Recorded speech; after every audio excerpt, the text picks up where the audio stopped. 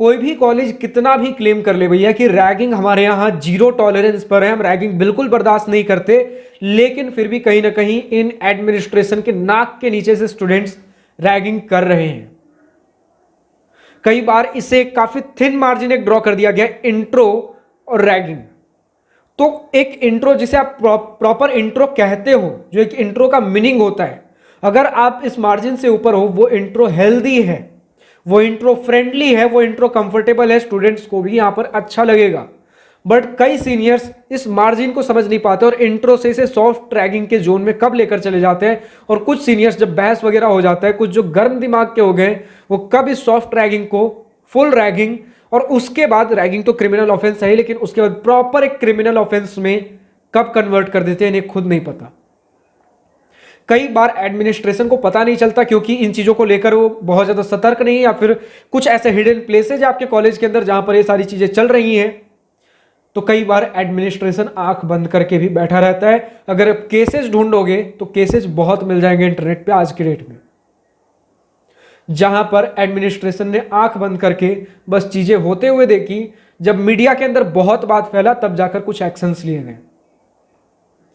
So hi, this is Prabhat Ranjan, स्वागत करता हूं मेरे आज की इस नई यूट्यूब वीडियो में, जिसमें अगर हम बात कर लें कि रैगिंग चाहे आपके कॉलेज में होता हो ना होता हो, लेकिन आप अपने एंड से क्या सावधानी, क्या चीजें आप अपने तरफ से स्टेप्स ले सकते हो कि रैगिंग से आप सेफ रहो, आपके साथ रैगिंग ही ना हो। और अगर रैगिंग जैसा कुछ माहौल बनता है तो प्रॉपर उस जोन में जाने से पहले खुद को कैसे बचा सको, कंप्लेंट्स कैसे करना है ताकि आगे कभी ऐसा माहौल ना हो, सारी चीजें आज के इस वीडियो में हम डिस्कस करेंगे, ताकि आप और आपके साथ आपकी फैमिली भी उन्हें एक आश्वासन मिले कि आप रैगिंग से सेफ हो, अपने कॉलेज में आप सेफ हो, आपके साथ कुछ ऐसा नहीं होने वाला है, क्योंकि आप अपने तरफ से एक नॉलेज गेन कर चुके हो कि हमें क्या क्या स्टेप्स लेने हैं। तो समझिए, अगर किसी कॉलेज में रैगिंग होनी है, हालांकि पहले रैगिंग का अगर परसेंटेज बता दूं तो ज्यादातर टीयर 1 एंड टीयर 2 कॉलेजेस में रैगिंग ऑलमोस्ट 99% या फिर कुछ कॉलेजेस में 100% तक खत्म है। एक सिंगल केसेस पिछले बहुत साल से आपको देखने को नहीं मिलेंगे। तो ज्यादातर tier 1 and tier 2 engineering colleges हो जाए, फिर कोई भी कॉलेज हो जाए, उनमें आपको रैगिंग का ज्यादा माहौल देखने को नहीं मिलेगा। लेकिन जैसे जैसे कॉलेजेस के थोड़े टीयर 3 टीयर 4 कॉलेजेस की तरफ जाते हो, आपको रैगिंग का माहौल देखने को मिल सकता है। ऑब्वियसली जो समय 2006 2008 के समय जिस तरीके का रैगिंग हुआ करता था वैसा नहीं, लेकिन फिर भी कुछ हद तक रैगिंग मिल सकता है। और कुछ एक्सेप्शनल केसेस, कुछ एक्सेप्शनल कॉलेजेस में आ जाते हैं जहां पे स्टूडेंट्स को अपनी जान तक गंवानी पड़ गई है रैगिंग के चक्कर में। कई बार मास आउटरीच तक हमें देखने को मिला है रैगिंग के चक्कर में। तो भले ही वो 1 लाख में एक केस हो, लेकिन उससे भी कैसे बच के रहना है।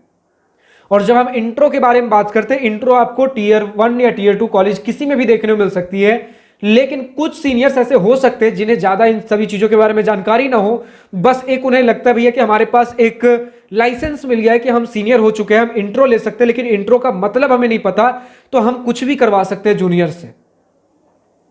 कई बार जूनियर्स को अपने रूम पे बुलाएंगे, कुछ कुछ एक्टिविटीज परफॉर्म करने के लिए बोलेंगे, कुछ उल्टे सीधे सवाल जवाब होंगे। लेकिन अगर इंट्रो का सही मतलब समझना है तो यहां उल्टे सीधे सवाल जवाब, कोई भी ऐसा काम जो कि स्टूडेंट को अनकंफर्टेबल फील करा रहा है, मैं नहीं कर रहा हूं कि उसे आप मेंटली या फिजिकली हैरास कर रहे हो, नहीं, अगर उसे थोड़ा अनकंफर्टेबल भी फील करा रहा है, कुछ उल्टे सीधे सवाल जवाब या काम, कुछ एक्टिविटीज, वो सारे इंट्रो के थिन मार्जिन को पार करके सॉफ्ट रैगिंग के अंदर आ चुके होते हैं। इंट्रो मतलब आप हेल्दी एक इंट्रोडक्शन करते हो सीनियर और जूनियर के बीच में। यहां पर सीनियर भी खुद को इंट्रोड्यूस कराता है और जूनियर भी खुद को इंट्रोड्यूस कराता है, और इसका पूरा अगर आप प्रॉपर एक इंट्रो का मतलब समझो। लेकिन ज्यादातर केसेस में चलो सीनियर खुद का इंट्रो नहीं भी देता है, धीरे धीरे आप समझ जाओगे। लेकिन जूनियर से भी जब आप इंट्रोडक्शन लेते हो, ज्यादा से ज्यादा आप पूछते हो भैया कि आप कहां से हो, किस सिटी से हो, रिस्पेक्टफुल मैनर में, किस सिटी से हो, आपने क्या कुछ कोर्सेज, कौन से एग्जाम के थ्रू आए हो, अगर कुछ ऐसा मल्टीपल मोड ऑफ एडमिशन है कि आपका परसेंटेज रहा, किस स्कूल से पढ़े हो, आपकी कुछ हॉबी है कि नहीं, कॉलेज के अंदर कुछ पसंद आया कि नहीं, कॉलेज कैसा लग रहा है। बेसिक जो एक नॉर्मल बातचीत होती है एज अ बिग ब्रदर, ठीक है, अगर आप सोचो अपने किसी रिलेटिव के यहाँ पहली पहली बार जाते हो और उनके यहाँ कोई छोटा बच्चा बैठा हुआ है, आपसे 2 3 4 साल छोटा ही, आप उसे अनकंफर्टेबल फील नहीं कराओगे, आप बातचीत करोगे, लेकिन जिस तरीके का नॉर्मल कन्वर्सेशन, आप एक इंट्रोडक्शन, एक हेल्दी कन्वर्सेशन करते हो, वही चीजें एक सेफ इंट्रो के अंदर आती हैं। और वो भी तब जब स्टूडेंट का कंसेंट हो तब। अगर इस चीज के लिए भी स्टूडेंट रेडी नहीं है तो आप नहीं ले सकते इंट्रो। हालांकि वो बात अलग है कि अगर इस तरीके का हेल्दी इंट्रो हो रहा है तो वो चीजें बहुत जरूरी हैं, क्योंकि यहां से आपके सीनियर्स के साथ नेटवर्क्स बनने चालू होते हैं। आपको पता चलेगा कि कौन से सीनियर मेरे काम के हैं, कौन से सीनियर नहीं। तो बहुत से कॉलेजेस में सेफ इंट्रो ही आपको देखने को मिलेगा Tier 1 एंड Tier 2 इंस्टीट्यूट्स के अंदर, लेकिन बहुत से सीनियर्स ऐसे होते हैं जो इस सेफ मार्जिन को पार करके सिर्फ अपने फन के लिए, किसी को भी डिस्कंफर्ट हो रहा है उन चीजों में झिझकते नहीं है। तो अगर ऐसा कुछ हो रहा है, जब आपको लगता है भैया चीजें अनबियरेबल हैं, पहले तो इस जोन में पहुंचना ही नहीं है, उसके लिए मैं क्या अभी कुछ बताऊंगा, लेकिन अगर कुछ ऐसा माहौल बन चुका है, पहले आप बोल दो मैं सेफ फील नहीं कर रहा हूं, कंफर्टेबल फील नहीं कर रहा हूं, मेरा कंसेंट नहीं है, मैं जाना चाहता हूं। ठीक है, फिर भी अगर जोर जबरदस्ती हो रही है, अगर आपके आज की डेट में आपके पास फोन्स होते हैं, आप वीडियो रिकॉर्ड करना चाहते हो तो आप ऑब्वियसली वीडियो रिकॉर्ड कर सकते हो। अगर ऑब्वियसली एक Tier 1 Tier 2 या ढंग के कॉलेज से हो, कोई सीनियर आपको वीडियो रिकॉर्ड जैसी करने जाओगे ना, बहुत सारे सीनियर्स वैसे ही आपको छोड़ देंगे, आप जाओ। लेकिन बहुत ऐसे लोग हो सकते हैं जो कि अगर वीडियो रिकॉर्ड करने के लिए कैमरा निकालोगे, आपका अगर फोन भी तोड़ देते हैं, फोन पटक के तोड़ भी देते हैं, जो कि ऑब्वियसली आपके जान से तो अभी भी सस्ता ही है ना आपका फोन, बट अगर फोन भी तोड़ देते हो, सारी चीजें धीरे धीरे क्रिमिनल ऑफेंस के अंदर हाथापाई के ऊपर आ चुकी हैं। आप FIR तक दर्ज कर सकते हो, थोड़ा बहुत भी अगर मारपीट का माहौल बनता है तो, और एक प्रॉपर केस फाइल कर सकते हो। और उतना अगर दूर नहीं जाना है, कॉलेज के अंदर भी आपकी इन चीजों को लेकर एडमिनिस्ट्रेटिव बॉडीज होती हैं, स्टूडेंट काउंसिल होती है, यहां पर आप एक प्रॉपर कंप्लेंट फाइल कर सकते हो। ठीक है, आप सोचो आप बस बैठकर उन्हें ना ना ना कह रहे हो कि मैं सेफ फील नहीं कर रहा हूं, और वो अपना एक एक कदम, एक एक हद पार करते चले जा रहे हैं। हो सकता है हाथापाई तक आ जाए, उससे पहले आप वीडियो निकाल लो, या तो प्रूफ आपके पास होगा जिसके बेसिस पे आप शो कर पाओगे, नहीं तो सिर्फ वो वीडियो देखकर ही बहुत सारे लोग आपको जाने के लिए बोल सकते हैं। नहीं तो अगर पहले तो आपका वो कैमरा तोड़ेंगे, फोन तोड़ेंगे, जो कि अभी भी आपकी जान की कीमत से ज्यादा नहीं था।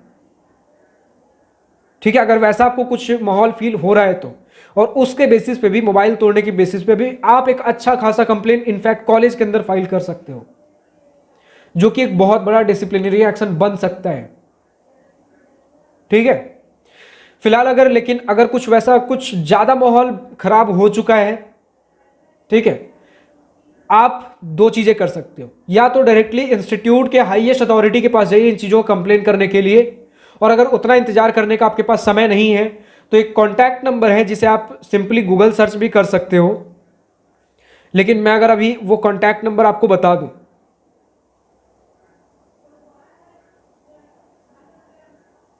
तो कॉन्टैक्ट नंबर आपका 1800, आप लिख सकते हो 1800-180-5522।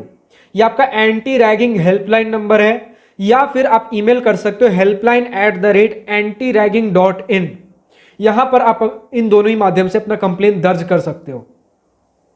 ठीक है, या तो आपके पास समय नहीं, इंस्टीट्यूट के हाईएस्ट अथॉरिटी के पास जाने का माहौल बहुत ज्यादा खराब हो चुका है, या फिर आपको लग रहा है कि हमारी इंस्टीट्यूट अथॉरिटी की प्रीवियस रिकॉर्ड उतनी सही रही नहीं है कि कंप्लेन करो और सुन लें, या फिर बहुत ज्यादा डीले कर रहे हैं, आपने ऑलरेडी कंप्लेन कर दिया लेकिन डीले हो रहा है, उस बीच आपके साथ एक इंसिडेंट और हो गया, चलो इस बीच सीनियर्स ने आपको परेशान किया, हम और ज्यादा वेट नहीं कर सकते, आप कंप्लेन कर सकते हो MHRD के पास, एंटी रैगिंग कमेटी के पास, आराम से आप कंप्लेन कर सकते हो। ठीक है, तो ये सारी चीजें। लेकिन अगर कुछ मैं सेफ स्टेप्स बताऊं कि आप रैगिंग को शुरू में ही कैसे अवॉइड कर सकते हो, तो शुरू के कुछ वीक्स, अगर जहां भी रैगिंग हुआ है 90% केस में शुरू के 1 महीने में रैगिंग या फिर इस प्रकार के माहौल खराब होते हुए हमें दिखते हैं। जब आप कॉलेज के अंदर आते हो शुरू के 1 महीने में करना यह है कि आपको अलर्ट रहना है, खुद अकेले कहीं भी कैंपस के अंदर नहीं घूमना है। हमेशा 2 3 4 या जितना बड़ा आपका फ्रेंड सर्कल हो, फ्रेंड ग्रुप हो, उतना बढ़िया है। जब आपको पता है कि इस कॉलेज का रेप्यूटेशन रिकॉर्ड कुछ अच्छा नहीं रहा है, ठीक है, तो एक बड़े क्राउड के साथ घूमिए। क्योंकि बड़े क्राउड को कभी भी ऐसे लोग परेशान नहीं करते हैं, और अगर परेशान करने की स्थिति बन रही है, ठीक है, वैसे ही लोग होंगे जिन्हें इन सभी चीजों से कुछ डर नहीं लगता, हाथापाई में भी आ सकते हैं। तो आपके पास आपका क्राउड होगा, आपका ग्रुप होगा, जो आपको एक स्ट्रेंथ देगा आप उस सिचुएशन से बाहर निकलने के लिए। ठीक है, आप उस सिचुएशन से भी, अगर कुछ हाथापाई का सिचुएशन बनता है, उस सिचुएशन से भी डील कर पाओगे, क्योंकि आप संख्या में ज्यादा होगे। आमतौर पे सीनियर्स वगैरह एक झुंड में नहीं घूमते हैं, वो मैक्स टू मैक्स होंगे 2-3-4 फ्रेंड्स के साथ होंगे। बट अगर आपको लग रहा है कॉलेज का माहौल थोड़ा खराब है, शुरू के 1 महीने एटलीस्ट वैसे कॉलेज से 5-10 लोगों के झुंड में ही घूमिए। ठीक है, वरना किसी भी कॉलेज में इंट्रो वगैरह कुछ भी हो, शुरू में ऐसे ही बोला जाता है यार कॉलेज फ्रेंड्स बनाने आए हो, तो हमेशा लोग, एक और प्लस पॉइंट है ना कि जितने लोगों के साथ आप रहोगे, 2-3-4 लोगों के साथ हमेशा रहिए, अलग अलग लोगों के साथ हो सकता है, तो एक तो झुंड देखकर लोगों को ऐसे, आपको ऐसे ही परेशान नहीं करेंगे, ऊपर से आप ज्यादा से ज्यादा लोगों से मिल पाओगे, घुल मिल पाओगे, फ्रेंडशिप कनेक्शंस बहुत जल्दी बनेंगे, ताकि आपको कभी भी किसी भी पॉइंट पे अगर आपको किसी की जरूरत पड़ रही है, लोग आपके लिए अवेलेबल रहेंगे, जान पहचान रहेगा। कभी भी आपको सीनियर अगर कभी किसी काम से बुलाते हैं, तो दो नेचर एक्सट्रीम जोन में, कभी भी ओवर कॉन्फिडेंस ये शो नहीं करना है कि मैं तो सीनियर से भी ऊपर हूं। अगर आपको वो छोटा काम भी दे रहे हैं, कई बार आपको वो रैगिंग के जैसा लगेगा, भी ये मेरे साथ रैगिंग करने की कोशिश कर रहे हैं, जबकि वो एक नॉर्मल कॉलेज माहौल भी हो सकता है, कॉलेज कल्चर भी हो सकता है, जहां पर सीनियर अपने जूनियर को कुछ बेसिक टास्क दे सकते हैं। बदले में ये शुरुआती कुछ रिलेशंस होते हैं, बदले में जूनियर्स अपने सीनियर से हेल्प ले सकते हैं। जब आप सीनियर बनोगे, आप भी अपने सीनियर्स को कुछ ऐसे हेल्दी टास्क दे सकते हो, उसमें कोई बुराई की बात नहीं है। तो बहुत ज्यादा हमें ओवर कॉन्फिडेंस शो नहीं करना है, जिसकी वजह से अगर भले ये सीनियर्स अच्छे हो, अगर तो ये आपको कुछ ना कहें, लेकिन इनके बैच के और दूसरे सीनियर्स हो सकते हैं जिन्हें ऐसा लगे कि हमारे जूनियर हमसे ऊपर कैसे उठने की कोशिश कर रहे हैं, तो आप अपने लिए माहौल खराब कर सकते हो। तो ये सिर्फ कॉलेज के अंदर ही नहीं, कहीं पर भी अगर आप जाते हो, तो माहौल का पूरा अंदाजा लिए बिना रिएक्ट ना करें, जब तक आपको पता ना हो कि हो क्या रहा है। अगर आपको लग रहा है भैया नॉर्मल बेसिक सा टास्क है, तो यहां पे फालतू में चढ़ने की क्या जरूरत है, तो इन सभी चीजों से बचे। हमेशा नहीं होता कि सीनियर आपके पास आकर कुछ काम दे रहा है तो हमेशा रैगिंग या कुछ ऐसा काम ही, जोर जबरदस्ती जैसा कुछ हो रहा है, वैसा नहीं है। और डरने की भी जरूरत नहीं है, क्योंकि अगर कोई सीनियर थोड़ा बहुत उस जोन में जा भी रहा है, और अगर आप डर के दब के रहते हो, अगर कोई सीनियर आपको काम दे भी रहा है, चलो रैगिंग नहीं, कुछ अगर काम दे भी रहा है करने के लिए, और अगर आप हर बार हाँ हाँ जैसे मतलब कहते हैं ना कि बिना कुछ सोचे समझे मैं तो बस आपका दास हूं प्रभु, हमें अपने शरणों में ले लीजिए, अगर इस नेचर के साथ रहे तो कॉलेज आपके लिए सहना मुश्किल हो सकता है। कभी ये सीनियर कभी वो सीनियर, जब पता चलेगा ना कि ये जूनियर तो तुरंत काम कर देता है फट से, ना कहना भी सीखिए, लेकिन पोलाइटली। जब आपके पास एक्चुअली जेन्युइनली कुछ काम होगा, आपको लग रहा है फ्रीक्वेंट बेसिस पे मुझे काम मिल रहा है, आप ना कहना भी सीखिए, ठीक है। बट रिलेशन ऐसा मेंटेन रखना है कि हेल्दी रिलेशन की, जब उन्हें कुछ अर्जेंट जरूरत पड़ रही है, मैं हेल्प भी कर रहा हूं, रिलेशन हमारा बढ़िया है, बट वो मुझे दास प्रभु वाले रिलेशन में भी नहीं जाना है कि जो देते चले जा रहे हैं, क्योंकि वैसे जोन में जाओगे ना तो लोग आपका फायदा उठाएंगे फिर। और ये सिर्फ सीनियर जूनियर के लिए नहीं, किसी भी रिलेशन के लिए, पर्सनल एंड प्रोफेशनल रिलेशन के लिए मैं बता रहा हूं, ठीक है। नेक्स्ट अगर हम बात कर लें, अगर आपसे कोई अनकंफर्टेबल क्वेश्चंस या टास्क दे रहा है, क्वेश्चंस पूछ रहा है, टास्क दे रहा है, तो आप बोलते हैं ना कि लर्न टू से नो, लेकिन वही पोलाइटली, ज्यादा ओवर कॉन्फिडेंस में नहीं और फियर वाले जोन में भी नहीं जाना है, डरना भी नहीं है, लेकिन पोलाइटली कॉन्फिडेंस के साथ हम आपको अपना सिचुएशन समझाते हुए ना कहना है, ठीक है। जैसे अगर मान लेते कुछ ऐसा टास्क दे रहे हैं जो कि कई बार सीनियर्स को लगता है कि ये लीगल नहीं है, या फिर अथॉरिटीज इन चीजों को मना किए हुए, तो कई बार वो खुद छोड़ के वो टास्क जूनियर को दे सकते हैं कुछ ऐसे लोग, क्योंकि जूनियर को इन चीजों, इन रूल्स के बारे में कई बार नहीं पता होता है। हालांकि उन्हें प्रोफेसर्स ने शुरू के इंट्रोडक्शन में, ओरिएंटेशन में कुछ बता रखा है कि इन सभी चीजों को अवॉइड करिए, लेकिन सीनियर्स बोलेंगे यार ये सारी चीजें पेपर वर्क के लिए होती है, सिर्फ बोलने के लिए होती है, ऑफिशियल ऐसा ग्राउंड लेवल पे कुछ नहीं होता। बट अगर आप सेफ फील नहीं कर रहे हो, आप सीधा सीधा बोल सकते हो, सॉरी भैया दीदी, मुझे एडवाइस किया गया है ये चीजें नहीं करने के लिए, मुझे अथॉरिटीज की तरफ से मना किया गया, मैं नहीं कर सकता। करना है नहीं करना, धीरे धीरे कॉलेज में रहते रहते आप खुद सीख जाओगे, ठीक है। बट जहां ना कहना है ना कहना सीखिए, लेकिन पोलाइटली, फर्मली। हर बार आप ना भी मत कहिए कहीं पर। अगर आप हर बार ना करने का आदत डाल लेते हो, कोई भी रिलेशन आप मेंटेन नहीं कर पाओगे, कोई भी रिलेशन बनना मुश्किल हो जाएगा। और जब मैं रिलेशन की बात करता हूं तो वो रिलेशन प्रोफेशनल के लिए भी एप्लीकेबल है और पर्सनल के लिए भी एप्लीकेबल है। आपको पता होना चाहिए कहां ना कहना है, कहां हाँ कहना है, उसका बैलेंस कैसे करना है। ठीक है, इसका बैलेंस कैसे मेंटेन करना है। Isolated hostel zones areas, college के एरियाज को बिल्कुल अवॉइड करें। ऐसे एरियाज को शुरू के 1-2 महीने बिल्कुल अवॉइड करें जहां पर लोग आते जाते ना हो। इनफैक्ट मैं कहूंगा वैसे एरियाज को पूरे फर्स्ट ईयर के दौरान अवॉइड करिए, क्योंकि ज्यादातर रैगिंग उनके साथ होता है जो फर्स्ट ईयर के अंदर हो। सेकेंड ईयर के अंदर जाने के बाद जो बहुत टारगेटेड हाईलाइटेड फेस होते हैं उनके साथ हो गया तो कभी हो गया, अलग बात है, लेकिन ज्यादातर ये सारी चीजें फर्स्ट ईयर स्टूडेंट्स के साथ होती है। जब आप फर्स्ट ईयर के बाद सेकंड ईयर में चले गए, जब आपके खुद जूनियर्स आ गए और आपके सीनियर सब इंटर्नशिप प्लेसमेंट बिजी हैं, डिफरेंट टास्क में बिजी हैं, तो ज्यादा इन चीजों का माहौल नहीं होगा फिर। ठीक है, बाकी फर्स्ट ईयर में एडवाइस यही होगा जहां पर कोई आता जाता नहीं होगा, जो बिल्कुल कॉलेज का एरिया किसी एक स्पेसिफिक टाइम के बाद शाम में या रात में बिल्कुल खाली हो जाता है, वैसे एरियाज में कभी भी ना घूमे। ठीक है, एटलीस्ट फर्स्ट ईयर के अंदर। बाकी आप अपने सीनियर्स को धीरे धीरे, अपने कुछ सीनियर्स अच्छे खासे जान पहचान के भी बनाएं, फ्रेंड्स के थ्रू। अगर उन्हें कोई पता चले ये सीनियर बढ़िया मदद करते हैं तो उनके थ्रू आप भी उन सीनियर से कनेक्शन बना सकते हो। और वैसे लोगों के साथ आपको काम भी पड़ेगा, आप उनकी हेल्प कर सकते हो, वो आपकी हेल्प कर सकते हैं, एक हेल्दी रिलेशन भी बनेगा। सीनियर्स के साथ एक हेल्दी रिलेशन बनाना भी बढ़िया बात है। और उन सीनियर्स के थ्रू आपको बाकी सीनियर्स के बारे में भी पता चलेगा, किन सीनियर से दूर रहना, किन सीनियर से नहीं। आपको जब लोगों की पहचान होगी आप तुरंत परख पाओगे कि किसके साथ मुझे कितना डिस्टेंस मेंटेन करना है। ठीक है, तो ये सारी कुछ चीजें हैं। बाकी आपको अगर आपके साथ कभी भी कुछ होता है, कुछ दुर्घटना घटती है, थोड़ा बहुत भी लेवल पे, आपको शांत नहीं बैठना है, सूटेबल अथॉरिटीज तक आपको कंप्लेन जल्द से जल्द करना है। किन के पास कब किस सिचुएशन में करना, हमने वीडियो के स्टार्टिंग में ही बात कर लिया। आपके कॉलेज में एंटी रैगिंग कमेटी होती है, उनके पास कंप्लेन कर सकते हो। अगर वो नहीं सुन रहे, स्टूडेंट काउंसिल वो नहीं सुन रहे, आपके कॉलेज के official administrative bodies, disciplinary committees तक को आप कंप्लेन कर सकते हो। कुछ नहीं हो रहा तो फाइनली एमएचआरडी बैठी आपकी एंटी रैगिंग कंप्लेन लेने के लिए।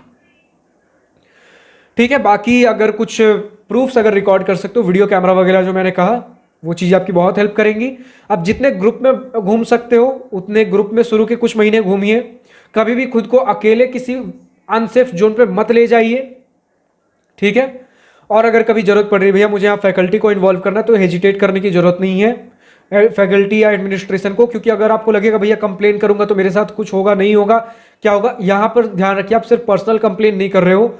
अगर ये कंप्लेन करके कॉलेज का अगर थोड़ा माहौल सुधर सकता है, अगर चलो 1-2 सीनियर्स ही माहौल खराब कर रहे थे, वही 1-2 सीनियर अगर सुधर सकते हैं, डर के माहौल में आ सकते हैं, तो आगे आने वाले बहुत सारे स्टूडेंट्स के लिए आप एक बढ़िया college culture, college life provide कर पाओगे। ये सारी कुछ चीजें थी। बाकी आप कमेंट सेक्शन में लिखकर बताइए नेक्स्ट वीडियो किस पर्टिकुलर टॉपिक के ऊपर चाहिए। लेकिन अगर अभी भी इंजीनियरिंग कॉलेज एडमिशन सिलेक्शन में दिक्कत हो रही हो, कॉलेज के अंदर चले गए हो और आपको college life, research projects, internship, job placement related चीजें, या फिर करियर गाइडेंस चाहिए हो, IIT जेईई प्रिपरेशन में हेल्प चाहिए हो, या फिर अगर आपको चाहिए हो भैया कि स्कूल में हूँ, स्टूडेंट लाइफ रिलेटेड चीजें मुझे जाननी है, अगर मुझसे गूगल मीट वीडियो कॉल पर बैठकर 1-on-1 सारी चीजें डिस्कस करना चाहते हो, जानना चाहते हो, समझना चाहते हो, पूछना चाहते हो, डिस्कस करना चाहते हो, तो दिवास्त्रा स्टूडेंट काउंसलिंग के लिए रजिस्टर कर सकते हो, जिसे मैं ही गाइड करता हूं। लिंक नीचे डिस्क्रिप्शन में दिया गया, क्लिक करिए, वेबसाइट पे जाइए, रजिस्टर करिए। फिलहाल आज की इस वीडियो में इतना ही। अगर वीडियो पसंद आया तो लाइक शेयर सब्सक्राइब दिल खोलकर करिएगा, और अगर कुछ दिल की बातें, कुछ मन की बातें लिखकर बतानी हो या पूछनी हो तो कमेंट सेक्शन आप ही के लिए तो है। Thank you for watching this video. Good bye, nice day, wish you all the best future, enjoy journey.